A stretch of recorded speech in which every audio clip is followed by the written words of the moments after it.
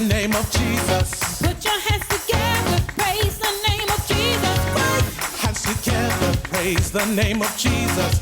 Everybody, come on, praise Him. Hands together, praise the name of Praise the name. hands together, praise the name of Ooh, yeah. praise the name of Everybody, come on, praise Him. He's Alpha and Omega, beginning and the ending. Alpha and Omega, ending in the end. Omega, beginning and the ending. Everybody, come on, praise Him.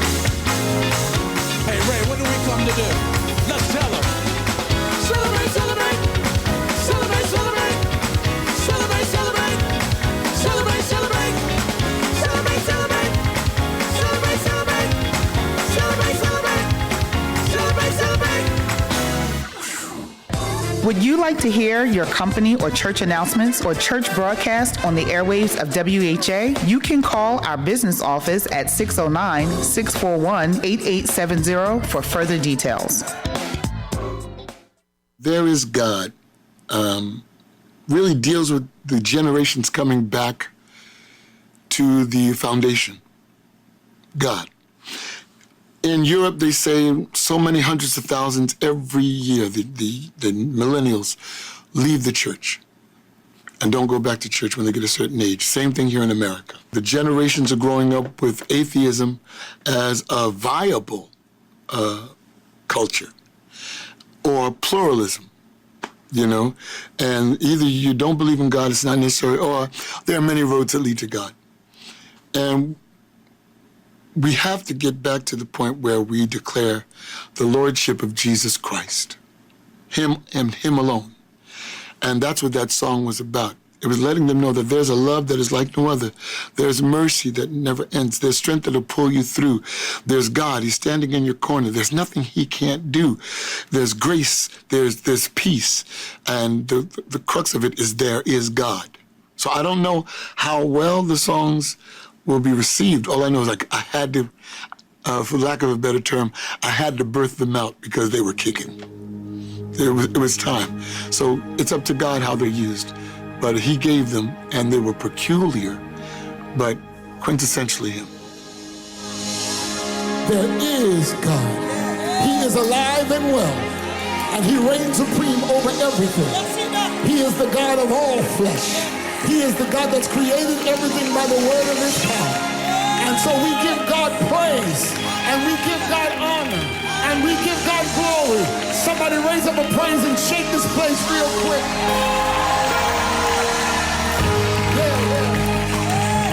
Hallelujah. The song says, there is love that is like no other.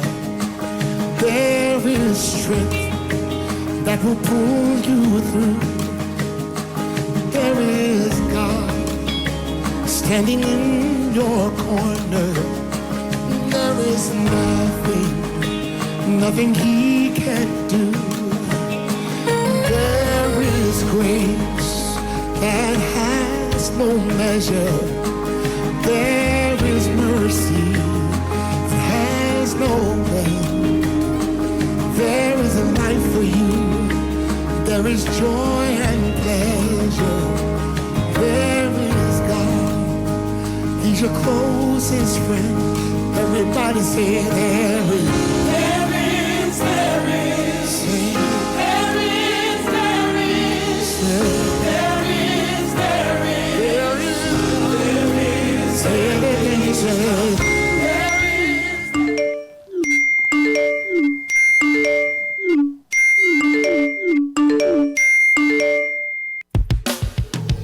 Let's go. I don't know what you're going through, but we stopped by to tell you that what's in front of you is bigger than what's behind you. Your destiny, your promise, your future. You might as well shout before you get it, because God sent me here to tell you that what he has for you is gonna be big. I believe That it's my season. that it's my season. You ought to declare that over your own life. Say, I believe I believe that it's my time. that it's my time. It's my time. It's my time. And I can feel it. I can feel it. Say breakthroughs in the room. Breakthroughs in the room. It's yours if you want it. Anticipating. Anticipating. God's getting ready to move. God's getting ready to move. Listen, you ought to declare this over your own life. Say it. For I know God, my God he's working is a miracle miracle just for me. Just for me. And it's gonna be. And it's gonna be big. Hey! Listen, I don't know about you, but I'm excited about my future. Why? It's gonna be big, yeah. And it's gonna be big. I'm running into destiny, shouting into my promise. Why? God's gonna. God's gonna open the windows of heaven. Oh, Pour me out. All right. Great gratitude.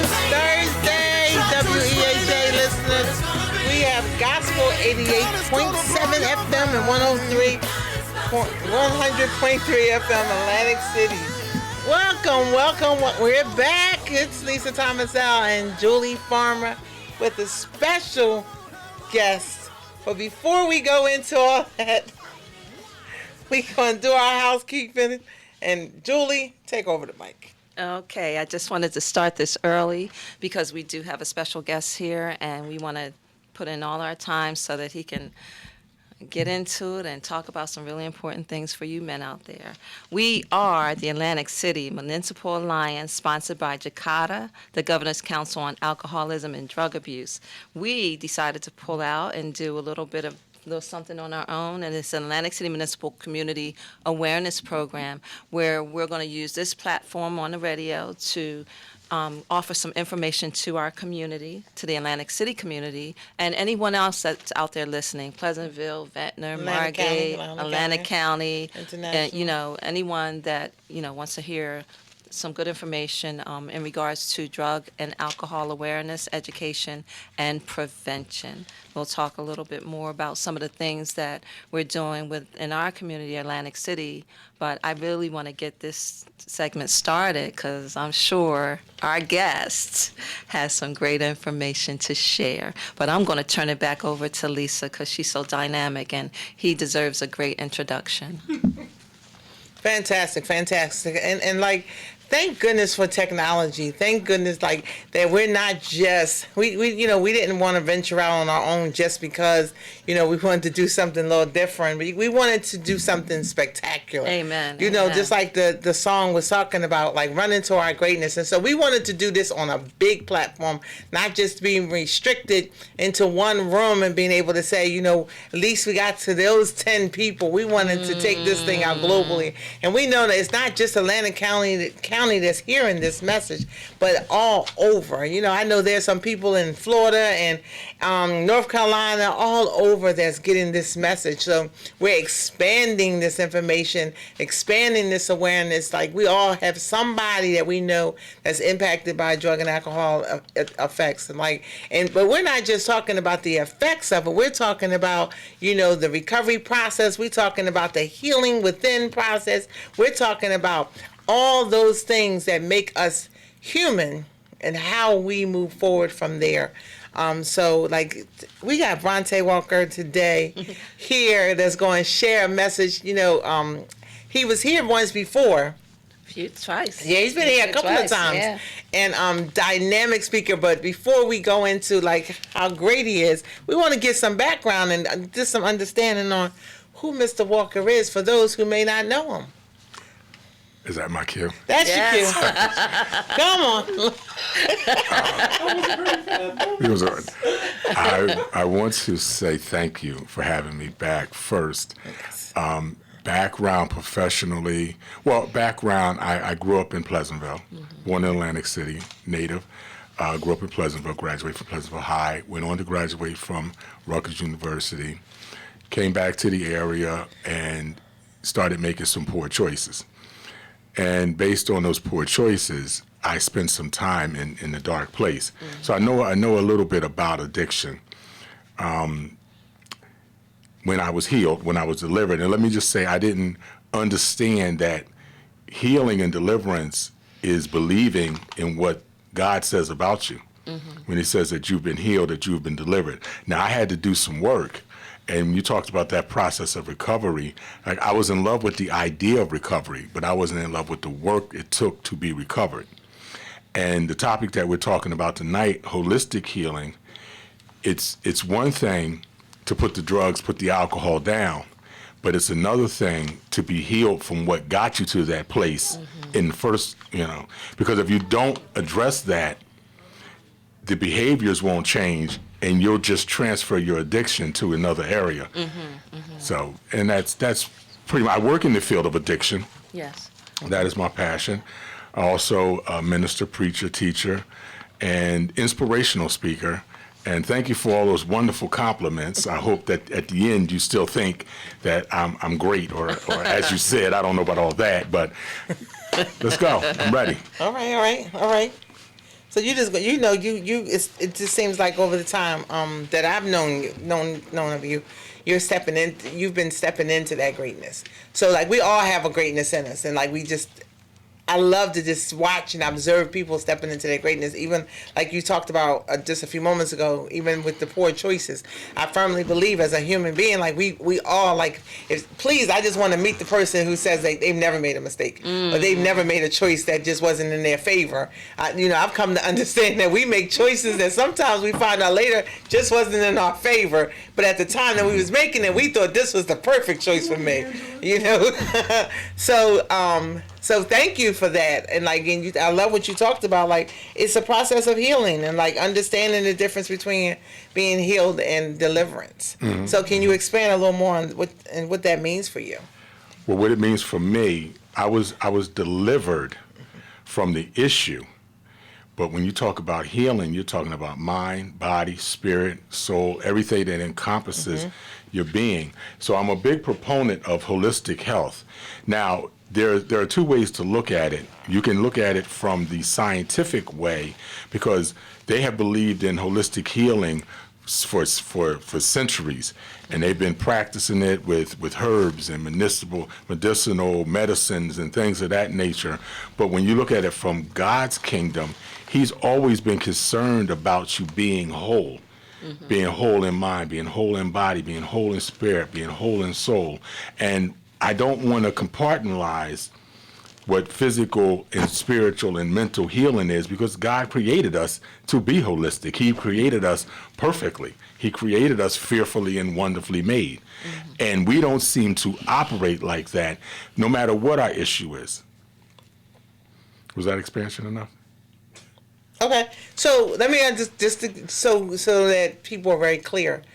So when you're talking about holistic, what does that, like I know you said that what scientists have considered it to be, with the medicinal, like this, even the word medicinal can probably, because people have heard medicinal, right? When medicinal marijuana, we're talking. We don't want to confuse listeners. No, I'm not talking about medicinal marijuana. I told you we should get that medicinal marijuana card. No, I'm not talking about that. When you're talking about medicinal and you're talking about holistic, and for those who may not understand it, like just give it to them in layman's terms, like what does that mean when you're saying the holistic approach? The holistic approach, it encompasses teaching us how to honor God, honor our bodies. We're not talking about medical marijuana. I'm not talking about cannabis. I'm talking about the things that God has given us that we can use. Chamomile tea, dandelion root, things that He has given us that are naturally good for us. God has given us everything that we need, and they keep a lot of that information from us.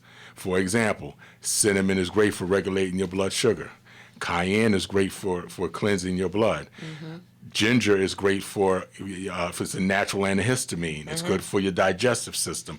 He's given us everything we need. So the holistic approach is learning how to use these things so that you will, not only cleanse your body, but cleanse your mind, your spirit, and give you a chance to heal not just from whatever was ailing you. Because there's more to be addicted to than drugs and alcohol. Yes, of course. Every time we talk about drugs and alcohol, the air seems to leave the room. But there's people addicted to shopping. There's people addicted to bad relationships.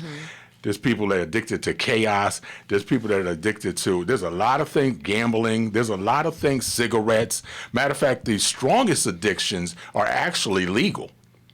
And that's alcohol and tobacco. Right. And some of the most addictive substances is what we take in every single day in the form of sugar and caffeine. Right. So we're talking about steering your body away from that so that you can heal and be whole and feel good and be that wonderful vessel that God intended you to be. Okay. So I know you said you work in the field of with an addiction, specifically drug and alcohol. So how do one, I know that there's like different levels to comprehension, even understanding. Like somebody may start off and we giving them great information, a great education or insight on addiction and how it affects their body. So how do you, and when I hear you saying holistic, it sounds like taking them to another level of understanding. Like what God has designed us to be. What does that transition look like? How do you navigate clients through that process? Well, first we have to get them to admit that they're broken. Okay. Because it's hard to start talking about healing and wholeness if you don't think that you're broken or you need healing or wholeness. So until I admitted I had a problem, there was no help. The help was available, but I couldn't apply the help to me. So once we get you to admit, and then we got to do what we're doing right now. The best form of therapy is a healthy conversation. Right. And we need to have a healthy conversation, especially in our community amongst black men, because we tend to be the least vocal in what's going on with our mental health. Okay, so we're gonna go there. Okay, because Julie had made mention of a male's perspective, and then when you just said that, talking about culturally as men not being willing to address mental health, what is it specifically? Have you observed either yourself or even the clientele that you serve? What are some of the issues that keep showing up? Well, let me be diverse in the response, because culturally, what I'm finding now is it's not just a black disease, it's not just a white disease, it's not just a brown disease. It's a mankind disease right now. When you talk about addiction, when you talk about brokenness, and men are generally reared the same. Suck it up, take it, don't talk about it, boys don't cry, all of that. And it follows us. And what I have found being in the field, a lot of the issues that I thought just happened in the black household also happen in the white household, in the Spanish household. Domestic violence, domestic abuse, parental separation, abandonment, all of that. It happens in their household. Now, because I grew up in a black community and I'm a black man, my focus tends to be more on seeing that, because we tend to be misrepresented when it comes to mental health. We tend to be misrepresented and over-incarcerated and all of the things that plague us, and our voice doesn't get heard. But we suffer from the same mental health issues. And when I say there's a difference between mental health and mental illness, it's a very big difference. Mental illness is what we diagnose: schizophrenia, fractured personality, bipolarism, et cetera, et cetera. But mental health, everyone in here now has a state or measure of mental health. And it usually goes up and down with what you're going through. Now, what does holistic healing have to do with that? It helps us process what happens to us on every given day. Because I don't care how good you are, I don't care how much Jesus you have, I don't care how holy you are, I don't care how Holy Ghost filled and fire baptized you are. Life is going to show up and visit your front door eventually. So how do we deal with it? Right. Okay. So I like what you talked about as far as like the mental health and the mental illness aspect of it. And culturally, no matter what color your skin is externally, but culturally we all have some of the same relevant issues. And when I think about even with mental health or mental illness, and thank you, and maybe you can expand a little more on, so listeners can understand exactly what that means. Like, so what is mental illness? Like when you talk about psychologically, there can be diagnoses, but how would you put like depression or anxiety? Because I know that's some of the major things that show up or diagnoses. How would you? One of the major things that is linked to drug addiction is depression, anxiety, bipolarism, and one of the things that we don't, I read a study that there are so many believers that are depressed. And that's not what the word tells us to be, but there are so many of us that are.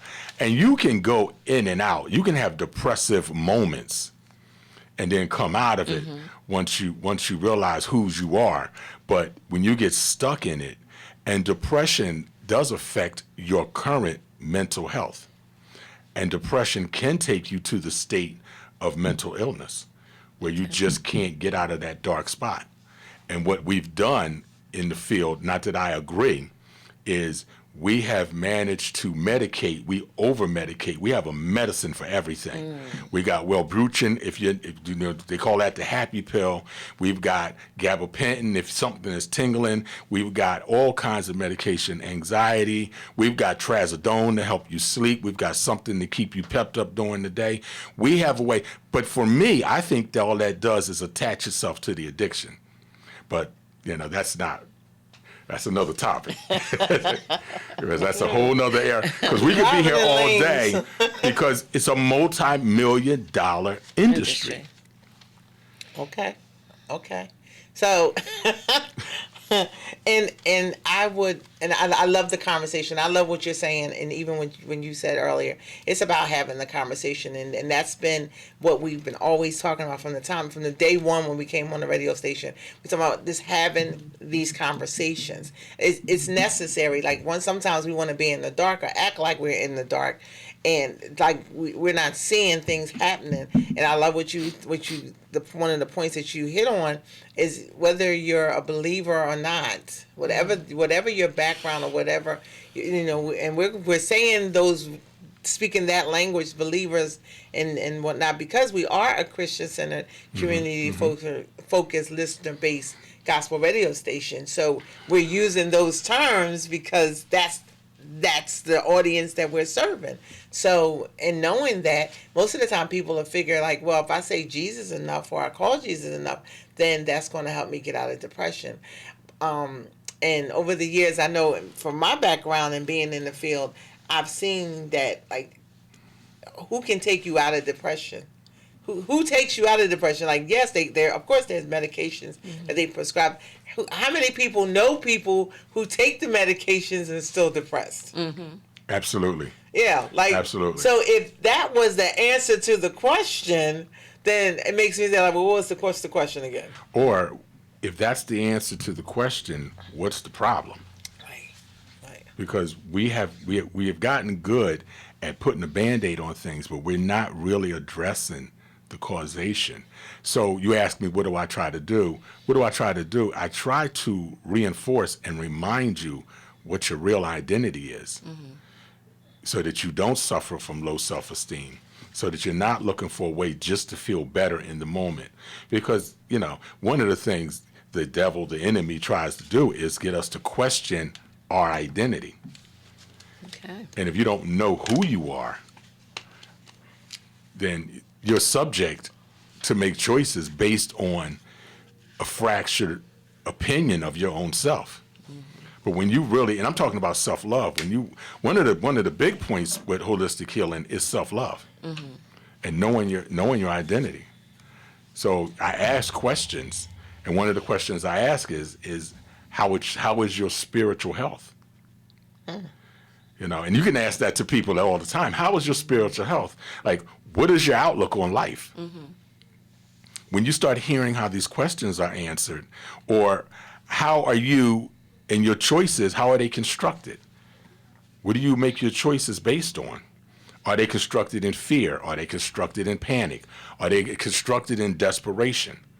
Desperation can lead, I've seen good people desperate and do anything. Good, sound, believing, Christian, Bible studying, going to church, get to a place of desperation. And the next thing you know, they're operating in a totally different person. And it goes back to what you talked about earlier. You know, some of the choices we make, and we label things as human beings. We tend to label things as good or bad, or wrong or right, or this or that. You know, but it is what it really comes down to, that old saying. It is what it is. And, you know, and sometimes we have to learn the lesson in order to really understand what this lesson is here to teach me. Some things is just, situations that present themselves that allow us to get a lesson from it, and we'll deem it as, oh well, this is not good for me, or this is bad. When what is the lesson that we're here to experience? Whether it's a loss of a job, whether it's being in a different role. Like most of us have grown up and had a role as a parent, or had a role as in a career, and had a role and deem ourselves based on the role that we played. Then what happens once that role has changed? Well, one of the things that being holistic whole, or being healed, or being delivered, or walking in newness of spirit is you learn how to deal and process when life changes and life shifts, and life will shift. I want to run like I did when I was 20, but it's not possible at the age I am. So, another question I ask is, what's going on with you emotionally? How do you process change? How do you process failure? How do you process no? How do you process success? How do you process these things? How do you process stress?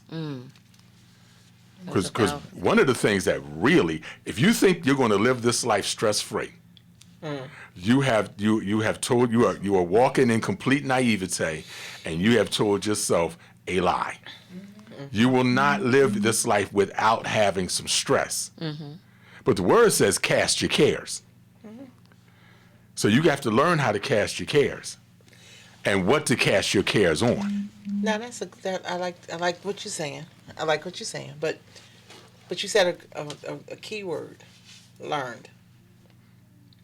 You got to learn this stuff. And sometimes even whether you're a believer or not, sometimes we tend to say, well, I'll rely on God, or I'll rely on Jesus, I'll rely on the Word to as my strength or as my healing. But how does one learn when you've grown up in a family where, like you said earlier, men suck it up, don't deal with it, don't be crying, acting like a girl, don't you man up, and you're two.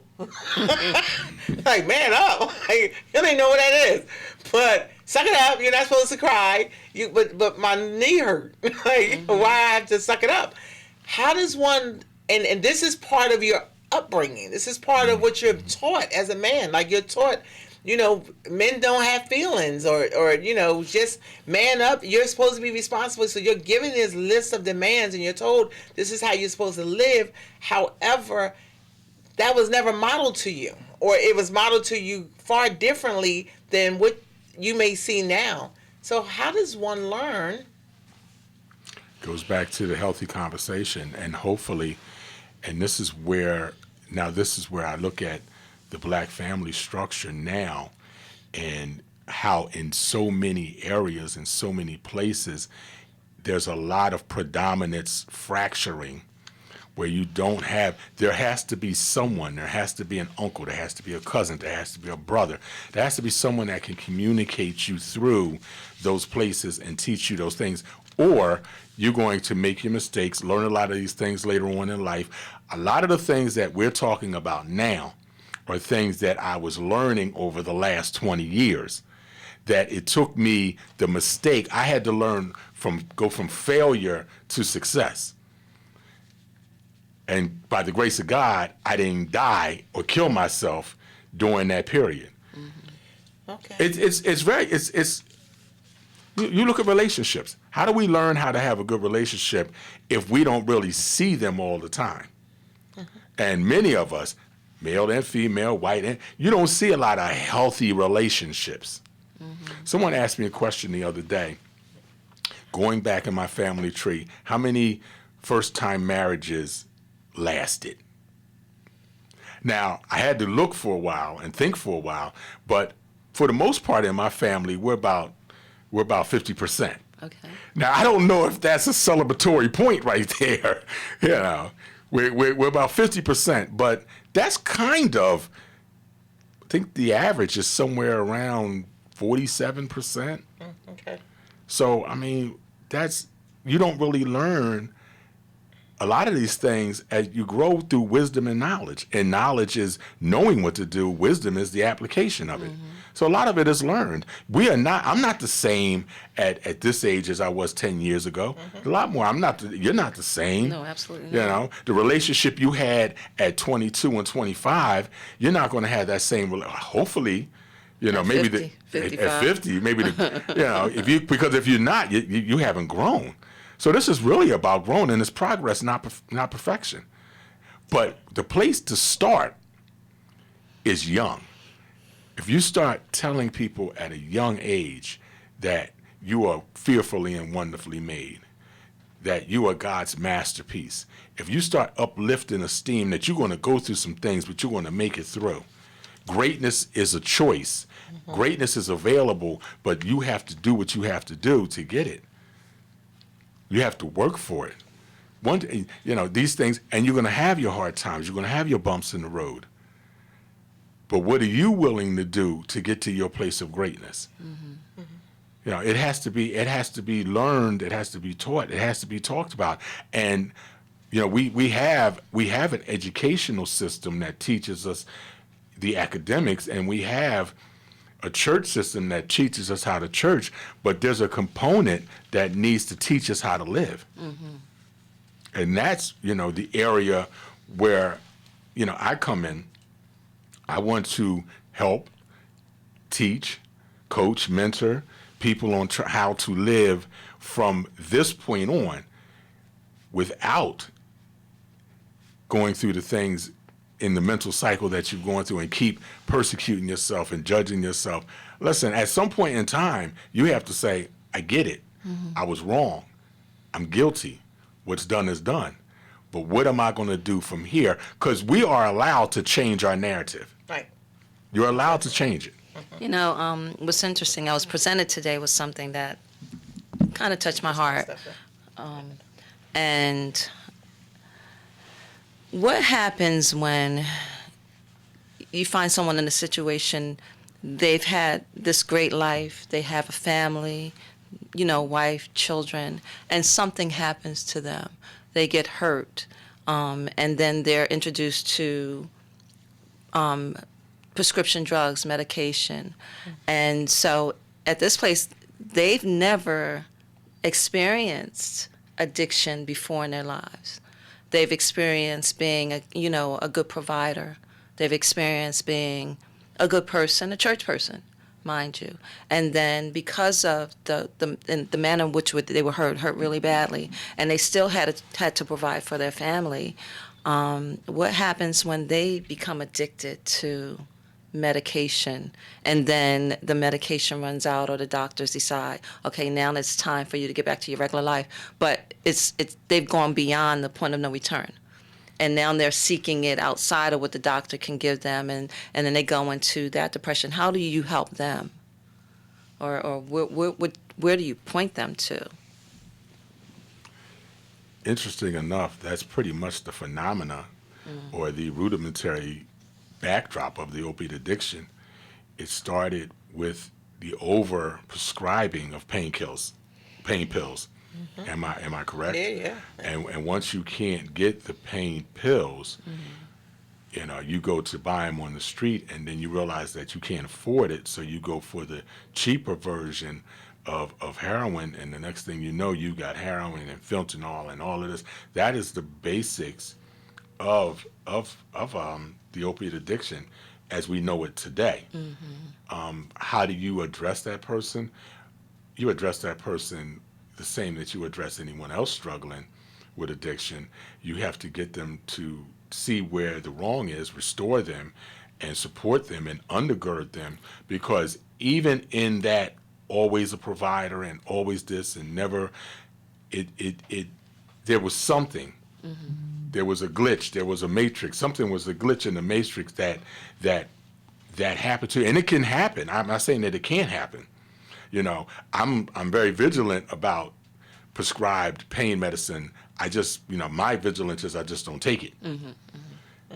Because one of the things I learned is you don't tease your disease.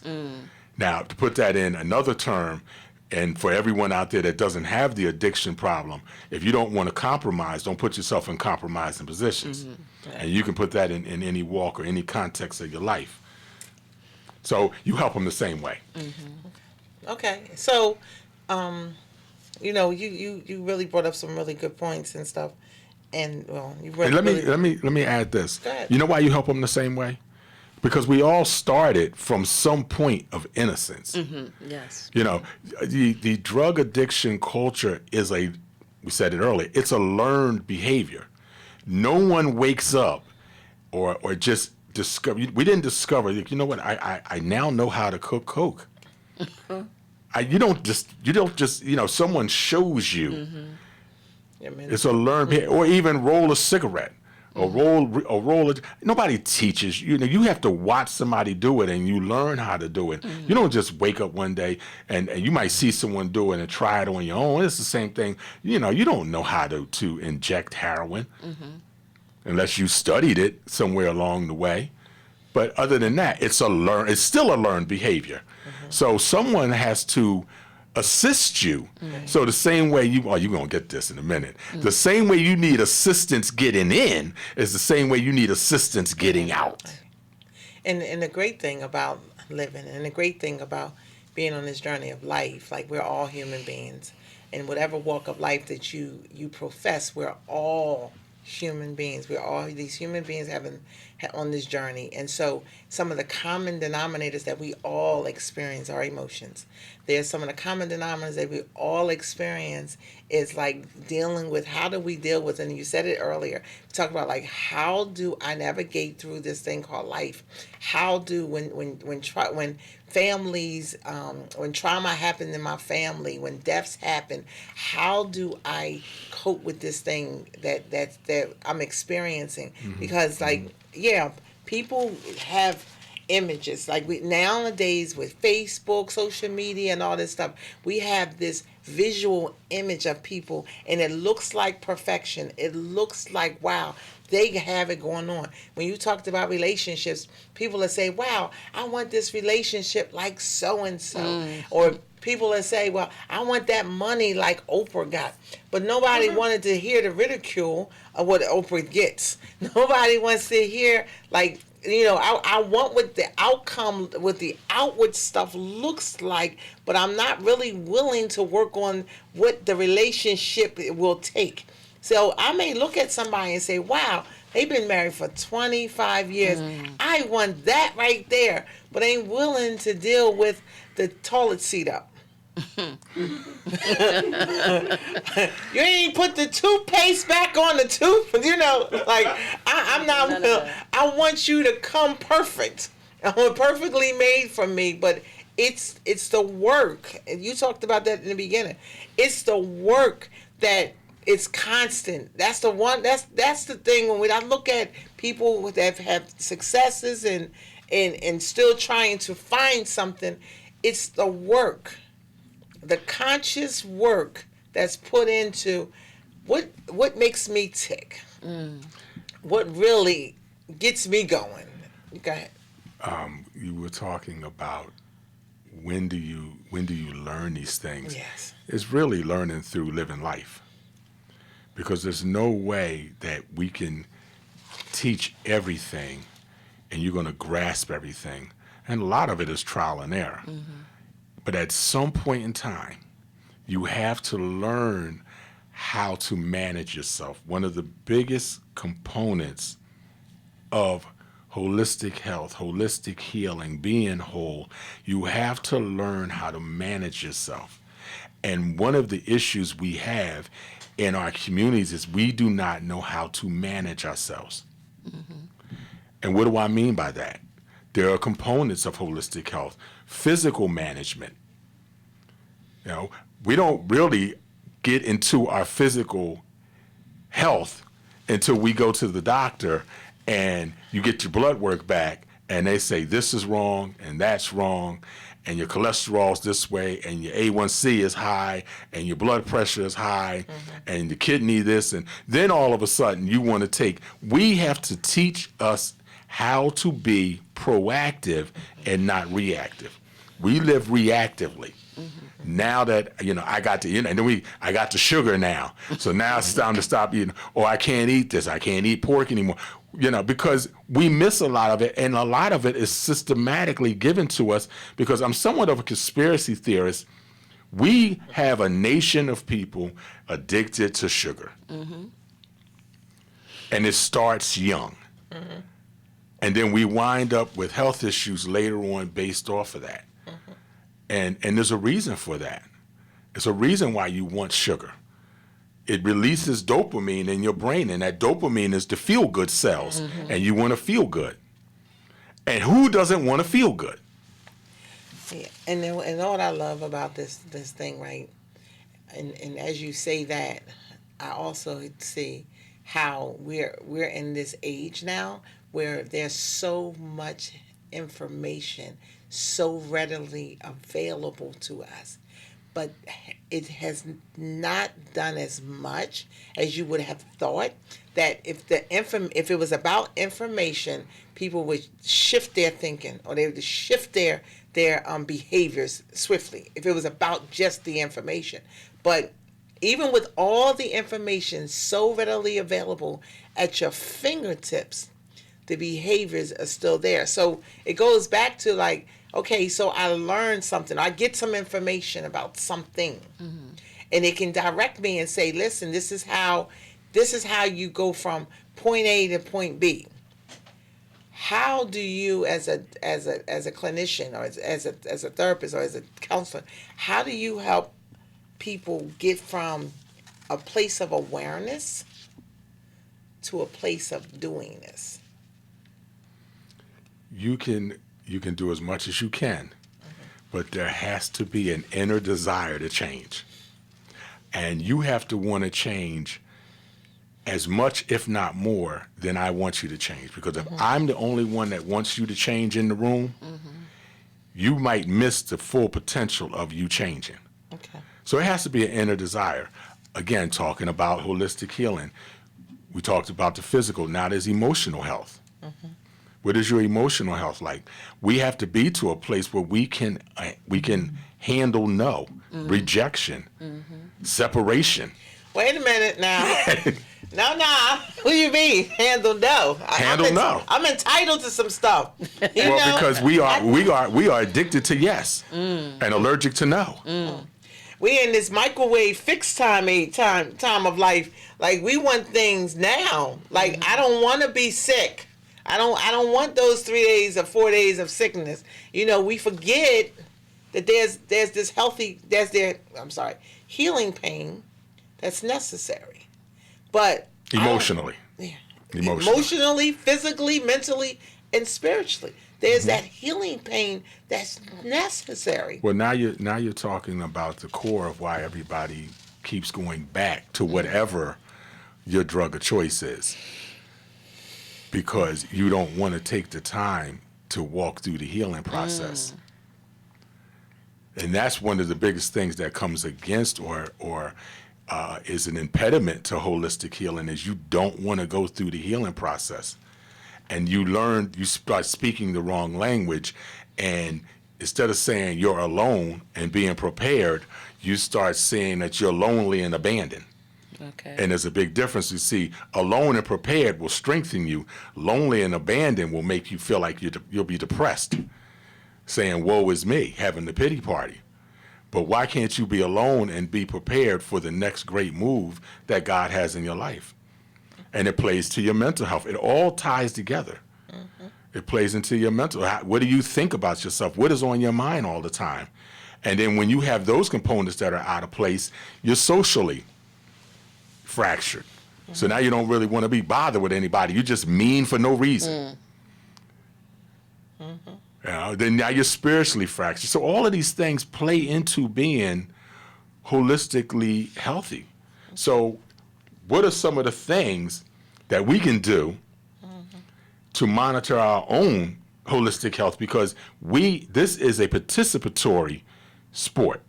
Restoration is participatory. It's participatory. It is not a spectator sport. And there's more to life than watching other people live it. So what do I ask them? What do you want to do to improve your situation? What is it that you want? Because quite frankly, some people don't want to get any better. Some people don't. Or I would say, some people aren't. Or don't scared to know. get better. Yeah, or don't know what better is. You know, I believe that, I know some people would probably say, oh, you're not being realistic. I do believe that people want something different. But sometimes they don't know what that something different is. And can be very, of course, fear. I mean, like everything is fear-based. There's so much fear-based. You look at television, you look at a lot of things. People want to scare you into believing something or present something like, oh, this is the end of the times. This is what Revelation was talking about. This is the end. This is the end. And instead of like, how do one begin to live? You talked about starting young, like starting with our young. I think that's phenomenal. But what about those that aren't at that age where they felt like, wow, because you hear the stories, back in the day, I was this, or back in the day, I was that.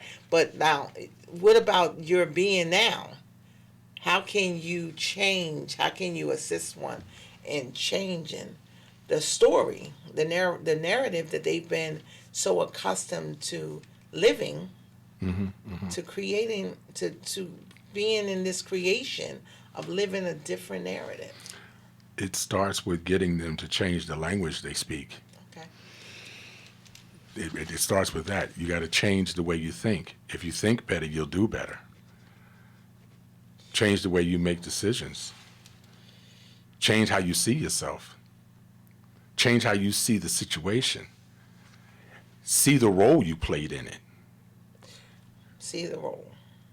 Because a lot of people just, for whatever reason, don't want to admit the role. You play a role in everything that happens to you. If you walk out and get hit by a car, what is your role? You walked out. You play a role in it, whether you're at fault, whether you're not, whether it's happenstance, you play a role in it. You play a role in it, a lot of decisions. But I just walked out. Like, why is it that I played a role in it? Well, your role was, it doesn't mean that your role is a role of guilt or a role of innocence. You just walked out. I'm going to tell you a true story. Let me tell you, this is a very true story. Okay. Normally I stop sometimes, but normally, I think I told the story at Bible study one time. I stop and I get my coffee in the morning. I don't drink coffee a lot, but every now and then I want a cup of coffee. I get half decaf, half caffeinated, French vanilla, and I stir it till it's frothy. So this one morning, I was at my turn where I can make the left to get the coffee, make the right to go to work. I decided to make the right to go to work. There was a client who had got hold of some drugs, and he was in overdose. And nobody knew what was going on with him because they didn't have the opiate addiction, so they didn't know what overdose looked like. And to them, he just looked like he was having a bad night's sleep and couldn't wake up. I found him, saw what was going on, identified the situation, hit him with the Narcan, and he's alive today. What would have happened if I went and got my coffee? Probably wouldn't be here. Now, I'm not saying that for a pat on the back. What I'm saying is, I wonder, did he change his mind after that? Like, some people say the bottom, but everybody's bottom has a bottom, and everybody's bottom is different. And some people's bottoms have a trap door. And it's not just a drug bottom, it could be a relationship bottom. Like, how do you keep having the same issues and the same, what are you not changing, or what is it that you're picking for? What are you looking for? And part of holistic health is identifying your environments, changing your scenario, doing something different. Another big part of holistic health is nutrition. We have the raggediest overall diet as a culture known to mankind. And we need to employ some different things. Spiritual fasting to cleanse your body out. These things make you feel better. I mean, I've been doing a big study now on cell rejuvenation, and when you rejuvenate yourself, I wake up with a totally different energy now than I did 10 years ago. Exercise. Now, I'm not saying you got to go train for the Olympics, but go do something. Move. Do some cardio. You know, we make things so difficult. You got 10 days of this and 20 days of that and keto and leave your body in ketosis. No, just eat less and move more. Mm-hmm. Incorporate some fasting. Sleep. Sleep is a major part. Mm-hmm. You know, a lot of times we don't get the sleep that we need. I don't know if any of you are Shakespeareans, but Macbeth in Act 2, Scene 2, he said, "I thought I heard a voice cry, sleep no more." Macbeth is murdering sleep, innocent sleep, sleep that soothes away all our worries, sleep that puts each day to rest, sleep that relieves the weary laborer and heals hurt minds, sleep the main course in life's feast and the most nourishing. Mm-hmm. Sleep is life's chief nourishment. Mm-hmm. But how are you going to sleep if your mind is always cloudy? Mm-hmm. That's right. God said, "Come to me, all that are heavy laden, and I will give you rest." These things are critical in being holistically healed. Excretion, you know, not the things the toxins that you have to get out of your body. Mm-hmm. You know, most of us not only are we spiritually toxic, we're emotionally toxic, physically toxic. We need to get these toxins out of our body. Mm-hmm. So where would one start? Where would one start? Where would you start? Like, you know, because this is great information and this is a great conversation that we're having. But, you know, I'm struggling. Where would one start? If I was operating as your life coach, we would start with a vision board of what it is that you want, and how do we plan to get you there. If it was something simple as, say, you know what, I want to lose 20 pounds, or I want to stop smoking cigarettes, or I want to make some dietary change, I want to do something different nutritionally. We got to identify the issues, because there's no cookie cutter way to recover and restore people. Everybody's different. Everybody's going to push a little harder. So I need to get to know what you need. Once I get to know what you need, then I know what to employ. You know, I'm not going to just say, hey, you know what, go get on the treadmill. I don't know, you might have bad knees and bad feet. You know, that's not going to be, so that's not realistic for you. Exactly. So it might be something else that has to be done. You know, and there's so many things out there now that will help get you started. You know, my sister is a yoga instructor, and I see the difference it makes. Now, I don't know if it's for everybody, but it's something that everyone can do. Mm-hmm. Meditation is a major thing. Like, what are you meditating on? You know, what thought are you going to put in your mind? What are you telling yourself? What are you prophesizing in your own life? Mm-hmm. You know, and it's not always easy, but those are the things that we need to do. And then we have to find, and this is big and we don't talk about it enough, whenever you take something out, if you take out chocolate milk, what are you putting back in? Right. You take out Oreo cookies, what are you putting back in? You take out Coke, what are you putting back in? You take out dope, what are you putting back in? You remove one bad person, what are you putting back in place of that person? What are you surrounding yourself with? So I tell everybody, if you want to be great, surround yourself with great people. Mm-hmm. Surround yourself with people that are greater than you, that can help you and want to fan your flame, get you to the next level. They want to assist you. They're going to show you the way, and then don't be mad when they make suggestions, and be able to accept the help. Mm-hmm. It's very important. Absolutely. Because we, as the Black culture, we are underserved. A lot of the things that happen to us is because of choice.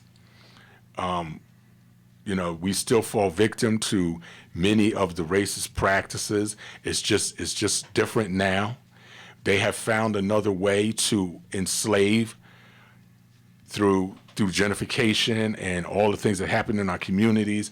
They have found a different way to use us for free and discount labor. So, I mean, all these things have been going on for decades. So now, what do we put back in? Mm-hmm. You know, what are your passions? Mm-hmm. One of the things that keeps me in the state of mind I am in is the passion of doing this. Okay.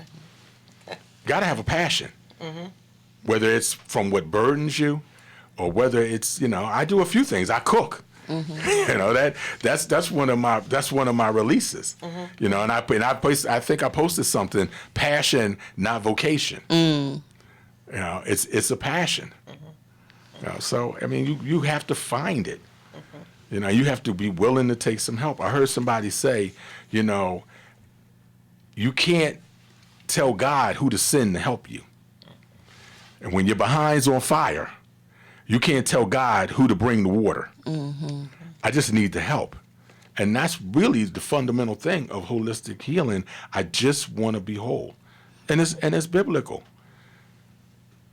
He asked him, he said, do you want to be made whole? Do you want to be made well? In all areas. Okay. And Jonte, as always, I want to thank you. Thank you for such a enlightened conversation. And so we'll have to extend this conversation because wow, time has flown. It has. Yes. But I'm truly grateful. I'm truly grateful for you coming in and us being able to have this conversation. And listen, just know that this is the thing that we're going to be doing, like really expanding on the conversation and bringing in people who are experts in specific areas to help you, whether it's meditation, whether it's how do you take yourself to the next level, and coaches who are actually doing the work to help people to get there. It's not about people creating treatment plans or people creating plans for your life. It's like, how do I co-create my life? Your life don't have to be what it was. We can always change our lives. Yes. Listen, go ahead. Well, before we even go close to shutting down this, I just Julie said, "Let me get in." Wait a minute. I just want to, we have to recognize who sponsors us. And again, we're the Atlantic City Municipal Alliance. We're sponsored through the Governor's Council on Alcoholism and Drug Abuse, and they allow us to come to you as the Atlantic City Municipal Community Awareness. I really don't want to say any more than that because we do have a segment in this program called Lisa Unleashed, and she's going to close us out. I mean, if she wants to give Bronte a couple more words, that's fine. But I'm going to put this little piece of paper down. I'm going to put my phone down, and I'm going to sit back, relax, and listen and enjoy. Okay, I'm going to share some time with Mr. Walker, and truly, as once again, I want to thank you for coming out. I want to thank you, because we're having such a healthy conversation. Thank God for today. Yes. I just want to give thanks and honor for this day. I want to give Yes. thanks and honor for the ability to come on this radio station and to be able to share globally, internationally, some relevant information that could possibly spark something inside of you that's going to make you say, wow, there is some hope. If we can do anything, is just give some people some hope, a message of hope that God's got you. God has always had you, and there's sometimes we have to go through a course of finding who we aren't in order to really dive into who I really am. Because there is a greatness that's inside of us. So most of the times, I know as a mother, I may want to shield my children from experiences and say, listen, I don't want you to have to experience this. But I always think about God. I always think about the role that God that plays in our lives, and He is the Omega. He is the Father, and I'll be like, wow, don't you just want to just come in and shake us up and say, listen, I know the way. I got you. But being able to know that there's such greatness that goes on, that's going to go on the other side. When I think about my own life, I think about the journey of my own life. I never knew that I would be sitting here. It was because of what I've gone through. Mm-hmm. It's because of the experiences that I've had that I even want to sit here today to be able to share just a little more hope with our listeners. So being in this position of seeing that life is phenomenal. Greatness stands right within you. And so often we think that it's something else. It's somewhere else. Or somebody else got the answer. The answers, I love when I spark something in somebody, when the light bulb goes off in them, and they're connected to their answer. Amen. I love that gratifying feeling. It's nothing like I don't know what people need. I don't know like what the best answer would be for Mr. Walker, but I connect with this source. That's all knowing, that knows so much more than what I know. And there's so many gifts that we've been given here on earth to allow us to connect to that greatness. That's free. Amen. Amen. Like this thing called breath. Listen, just for a second. Breathe in. Amen. Guess what? That was free. You know, Ain't nothing nobody asked you to do. Ain't nobody asked you to say, you gotta run around a corner 5 times and you gotta, do some jumping jacks and then breathe. And then I'll allow you to breathe. It's that simple thing that God has given us, the gift of life, to breathe. Amen. Amen. Very good. Very good. Okay. Is that? got 3 Are we more finished minutes. or you got Go ahead. 3 minutes? 3 minutes. Go ahead, unleash. Parting words. I often say, don't make permanent decisions over temporary circumstances. Let life play out. Be awesome on purpose. That's right. And you are responsible. This is big. You are responsible for your recovery and your restoration. So be mindful of everything that you take in, mentally, spiritually, and physically. That's right. So what's on your plate tonight? Because what you eat is very important. What's on your plate? What are you feeding yourself? We all know the story of the good wolf and the bad wolf, and which one is going to win. That's inside of you warring. It's going to be the wolf that you feed the most. So what are you feeding yourself spiritually? What affirmations are you making over yourself? What language are you speaking? We need to eradicate the word can't. Because once you say can't, you have limited yourself. You are wonderfully made. You are God's elect. You are a chosen people. So the question boils down to, what do you want to do? Because if you do what I want you to do, we don't have to have this conversation. But what do you want to do? That's right. And then we take it from there. That's right. That's what we do. That's right. So the ball is in your court. Greatness resides in you, just waiting and anticipating the connection that is so necessary for you to do. So be blessed. Know that God loves you. There's hope. There's most definitely hope. And if anything, tune in every week. Just to have these wonderful, phenomenal conversations with special guest Bronte Walker. We definitely got to have you back on and share some more insight and enlightenment and empowerment to one's greatness. Thank you for having me. Gospel 88.7 WEHA. It's more than music. It's ministry. WEHA, Port Republic, Atlantic City, and now on FM Translator 100.3. Woo, that was good. 2CF, Atlantic City. That was good. Are we still online? Tend to leave us online.